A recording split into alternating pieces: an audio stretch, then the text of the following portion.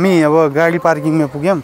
यता गाडी कुन गाडी हो थाहा छैन गाइस, तर हाम्रो गाडी चाहिँ उता पार्किङ गरेको छ अहिले देखियो।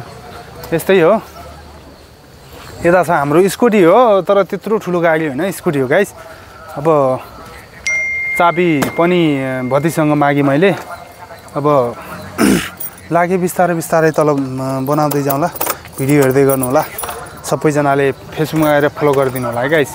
युट्युबमा पनि गरिदिनु होला। सब्सक्राइब भन्छ के भन्छ, लाइक